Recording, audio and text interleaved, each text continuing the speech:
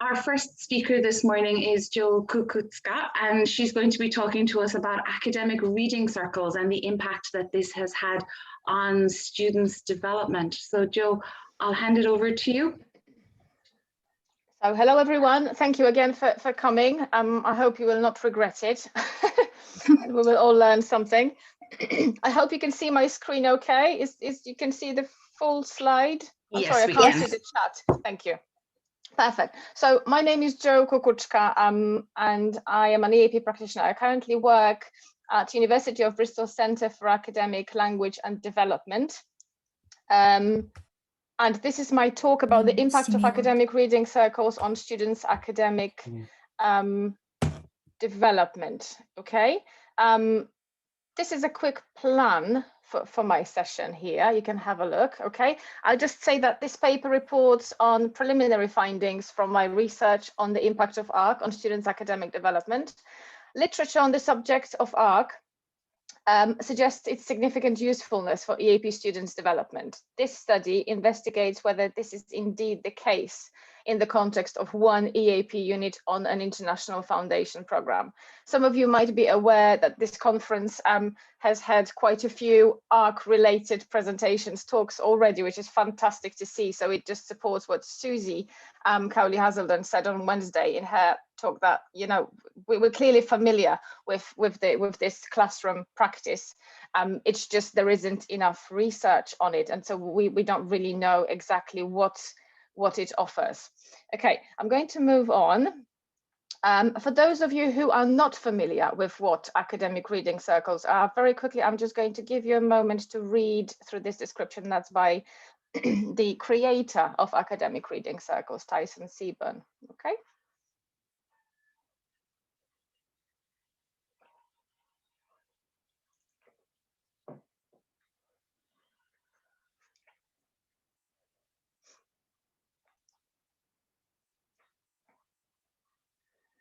So I hope that's I hope that's enough time. I'll just very quickly, very briefly, will say what is ARC. It's practically a discussion with a twist. So the students, the participants of a discussion, they still read the text or they listen to a text they want to discuss. Only the twist is that they do it through, I don't know, through different roles that they can take on when they participate in ARC. Okay, so you can see an example here.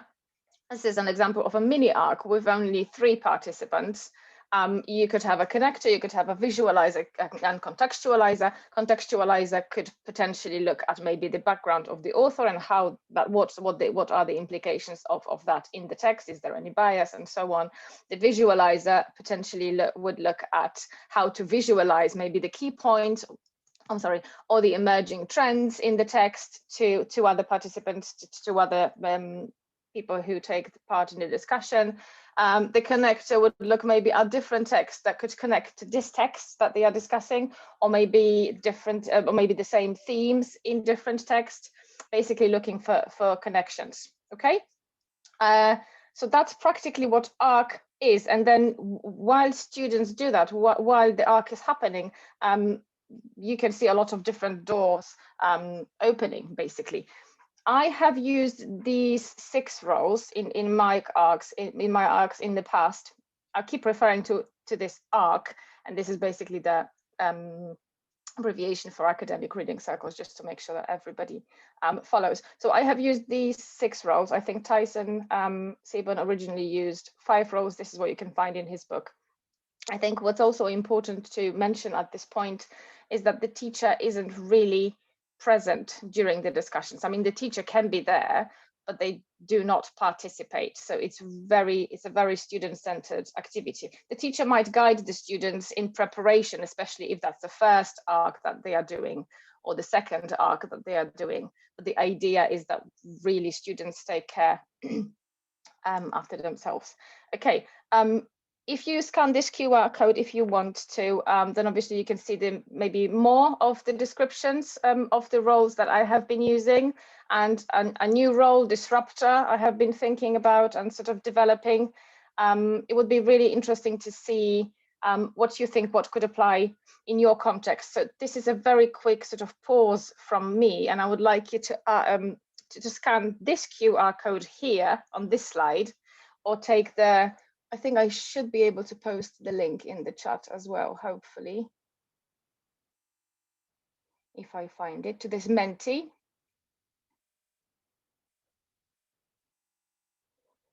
I'm going to attempt that, yes. There we go. Okay, so the link to this Menti is in the chat, and the QR code is right here on this slide. If you could kindly spend a moment, I'm going to stop sharing this screen now, and I will share the Menti, okay, so we can see what results are coming in. So 2 questions: what roles, lenses could be useful in your context or in your context? And then the next slide will be about why. What do you think? I'd like really us to stop sort of and think what could be useful in that regard. Okay.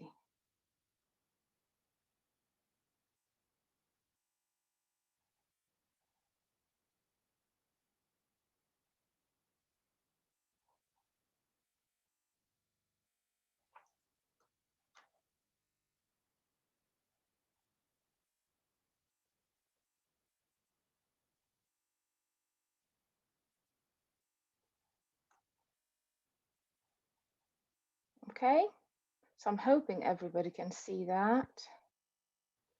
Yes.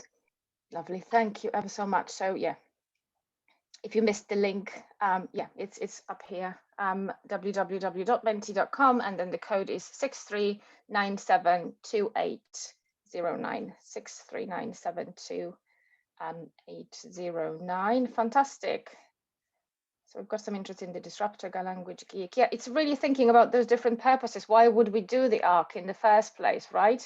There was a lot of talk about scaffolding. So maybe one ARC isn't a solution to any problems, but usually we would have to have a few, maybe weekly, maybe fortnightly, depending on our context. Ethnographer, fantastic. Argument builder, initiator, city disciplinary investigator, arbitrator, devil's advocate. Oh yes, fantastic, thank you very much. Okay, I'm going to change the slide now. Does it change? It doesn't look like it's changing for me. I'm so sorry. So I would be hoping to look at the why. I suppose that's the same code. It should just, if you refresh your screen, it should hopefully show you the second slide. Now, why? All of the roles that you proposed or you thought about, why do you think they would be useful? So if you lost the link somehow for whatever reason, it's again www.menti.com and then 63972809. Compare understanding. Yeah. One of the talks, and actually the Q&A for this talk was right before this session. I couldn't attend the Q&A, but I watched the presentation with great interest. Was Sancha Rodriguez. I'm sorry if I'm pronouncing the name wrong. There was the talk about bias and decolonization, so different purposes, how we can use our ARC in an EAP classroom. Yeah, disrupt illicit spontaneous answers to provide visual aids. Okay, that's marvelous. I'll just scroll down to see what happens. The division of labor, critically question. Yeah, excellent. Thank you very much.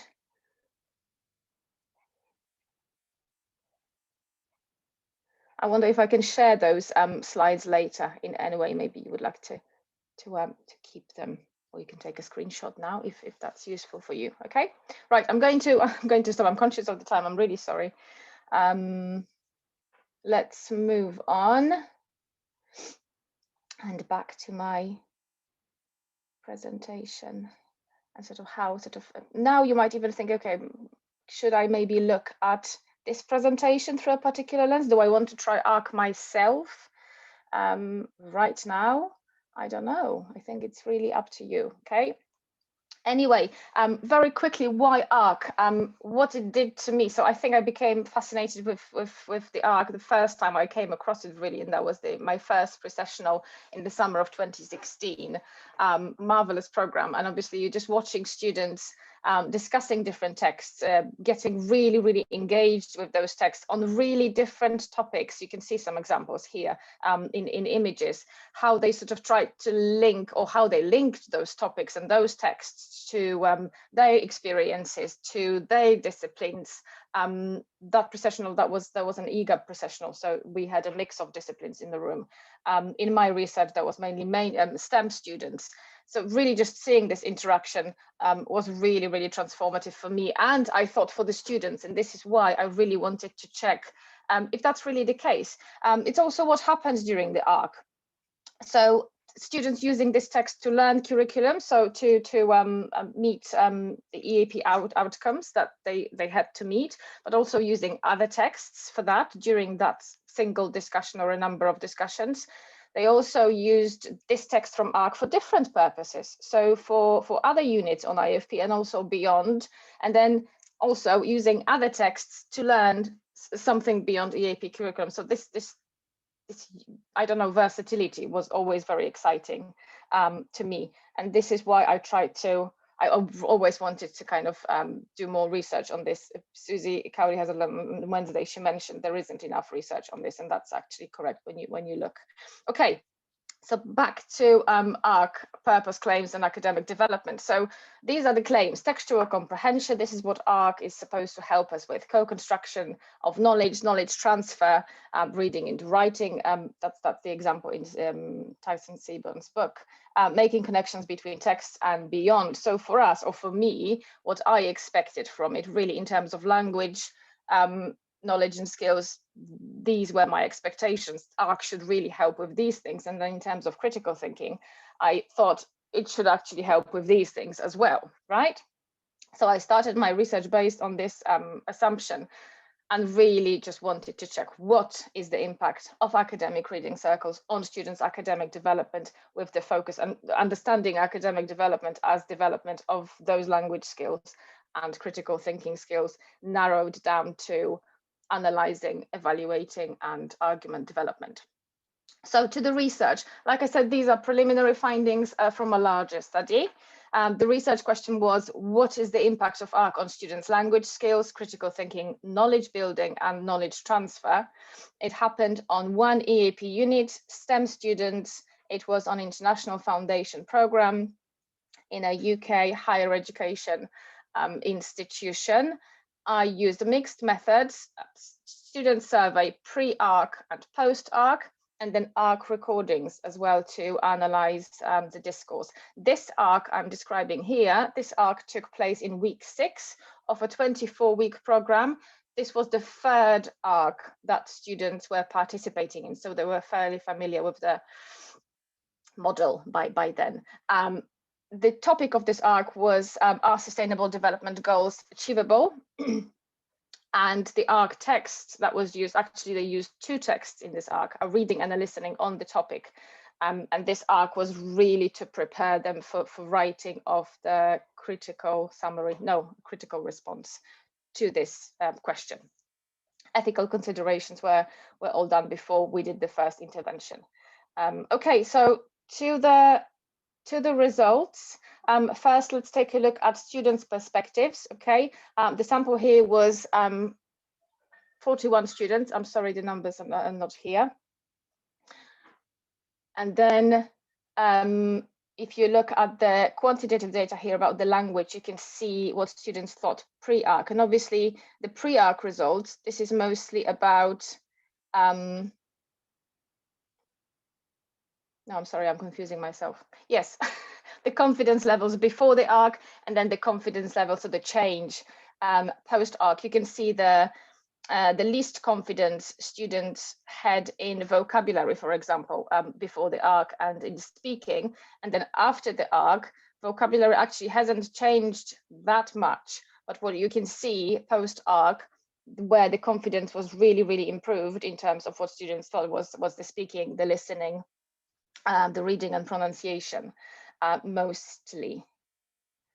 Okay, in terms of critical thinking, again, you can have a look for yourself what students were thinking before the ARC and what they were thinking after the ARC. What really struck me was in terms of analyzing skills, 54% of students felt the confidence increased. But it's also important to notice that some students felt it's actually less effective now, right? Did it? Okay. Quantitative data in terms of knowledge building, again, the majority of the students here, pre-ARC and post-ARC, actually felt they learned something during this ARC. In here, the pre-ARC survey obviously was asking about the 2 previous ARCs. So the 80% you can see here, that students feeling that they learned something during the previous 2 ARCs, and then 71% felt they learned something after this ARC, week 6 ARC. And a few students, 2%, 3% felt they learned nothing at all. In terms of knowledge transfer, I'll let you look at this here yourself. And I did ask again, pre-ARC, do you feel the previous 2 ARCs, do you think that something you learned in those 2 previous ARCs you transferred to other IFP units? Most of the students say yes. And then have you transferred anything outside of the EAP, including your personal lives? And perhaps 1/3 says that they actually did.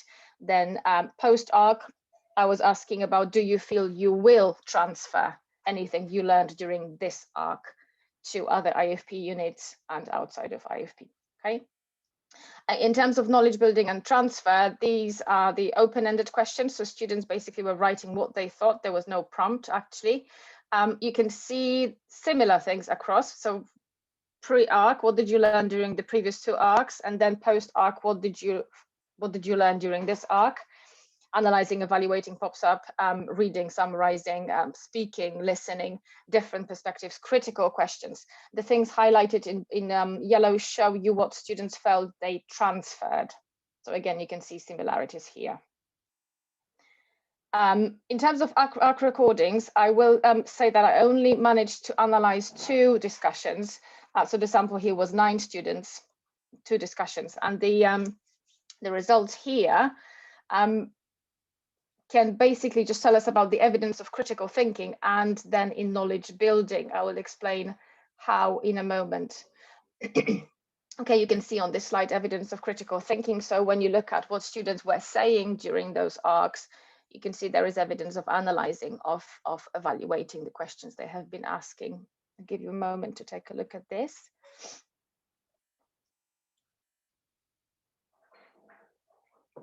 Okay, and then in terms of evidence, in terms of knowledge building, I have used legitimation code theory, and particularly its dimension of semantics and semantic gravity, to investigate whether knowledge building, cumulative knowledge building happened.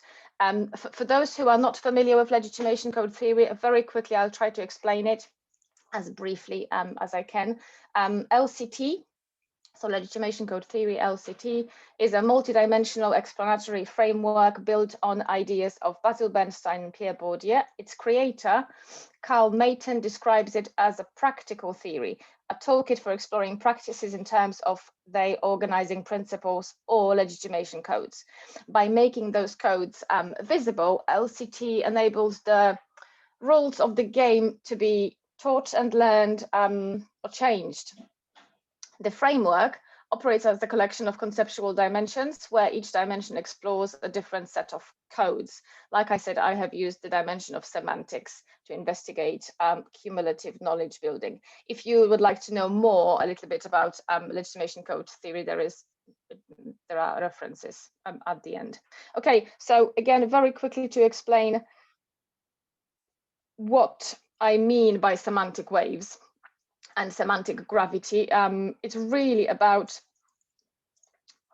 waving between more abstract and more concrete concepts. So semantic gravity here, it is really about how context bound an idea is. So if something is more concrete, it will be more context bound. If something is more abstract, it will be context free or just less context bound, for example. It's really important to remember that it's a continuum. It's really important to remember about the more. It's not abstract versus concrete. It's towards more abstract or towards more concrete, and thinking about it as in terms of that wave. I'm hoping I'm making sense. Here is an example of a semantic wave. if you would like to see that or take a screenshot. Hopefully this shows you, this is an example of a paragraph taken from a text not used in this arc reported to you. It's just to show what a semantic wave is. What's really important to remember as well is that for the wave to work, so for cumulative knowledge building, this wave needs to remain unbroken. It needs to carry on. We can't stay on top for too long. We can't stay on the bottom for too long, or we shouldn't, if we want cumulative knowledge building to happen.